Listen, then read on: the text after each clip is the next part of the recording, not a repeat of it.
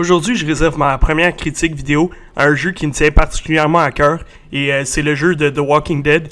En fait, je vais particulièrement m'attarder sur la deuxième saison, l'épisode 3 aujourd'hui, qui s'intitule In Harm's Way, qui vient tout juste de paraître aujourd'hui. You about done over there? Yeah, 1 second. Thanks for coming with me. It's scary out here. Clementine et son groupe se retrouvent dans une situation assez précaire suite aux événements du deuxième épisode. On a vu que Carver avait un potentiel énorme en termes de méchanceté, puis que ça pourrait vraiment devenir le protagoniste principal de la série. Donc, moi, j'abordais l'épisode en espérant que ce personnage allait davantage se développer et qu'on allait continuer de voir à quel point l'humain peut être méchant. Troy, get him tied up. Will do. Well, we're on our way. Probably 30 minutes out. Make sure everyone's prepped. Ian.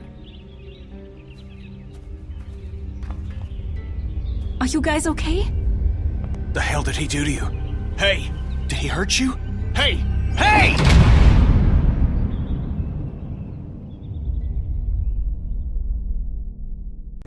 On se retrouve donc dans l'entrepôt de Carver et son groupe, et c'est là qu'on constate que c'est à cet endroit-là que tous les personnages du DLC 400 Days qui ont décidé de quitter le camp à la fin de l'épisode se sont retrouvés. Sous la dictature de Carver, les gens n'ont pas vraiment d'autre choix que de se plier à ses demandes, et ceux qui désobéissent sont punis et mis à l'écart. On comprend aussi que c'est de cet endroit-là que Lou, Carlos et tout leur groupe ont décidé de s'enfuir. Pourtant, il y a quand même une petite communauté qui s'est formée à l'intérieur, et il semble avoir amplement de nourriture pour tous. On dit que l'endroit est très sécure et que même les panneaux solaires fonctionnent et produisent de l'électricité pour leur confort.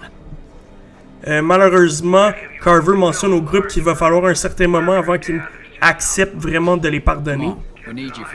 Afin de gagner cette confiance, Clementine et son groupe seront obligés de faire les tâches les plus ingrates et serviront un peu d'esclaves pour le confort des autres.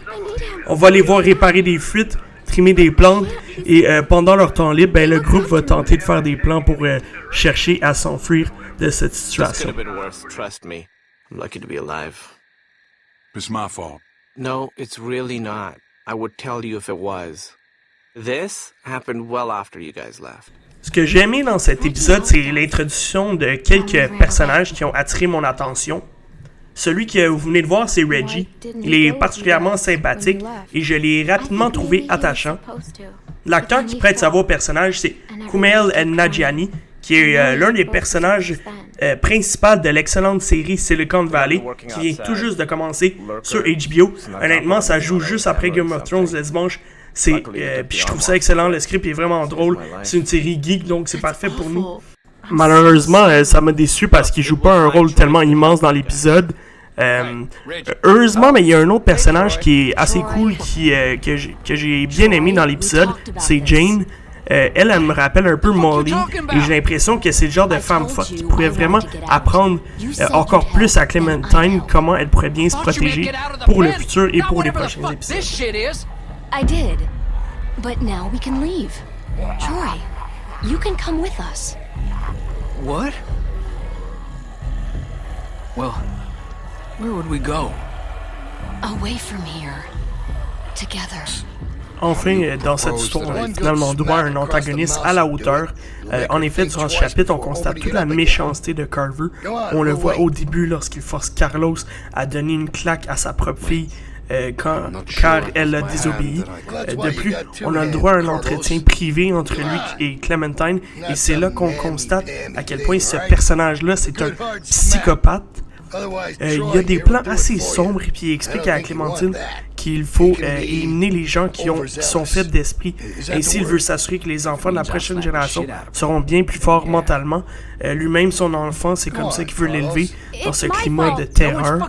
Ça me rappelle en bonne partie le climat que le gouverneur essayait d'imposer dans la série télé. D'ailleurs, Carver est le premier personnage du jeu que je trouve à sa hauteur en termes de méchanceté.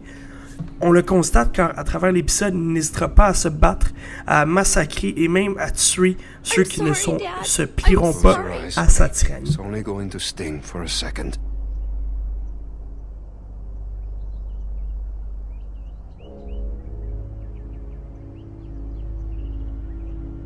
Do it.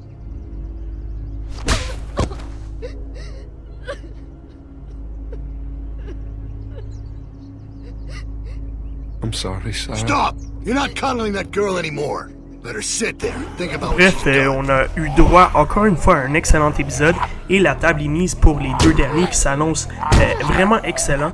J'espère que vous avez apprécié le format de cette vidéo et n'hésitez surtout pas à venir me faire quelques recommandations sur mon Twitter @Gravel15 ou sur notre site web épélégendaire.com. Merci.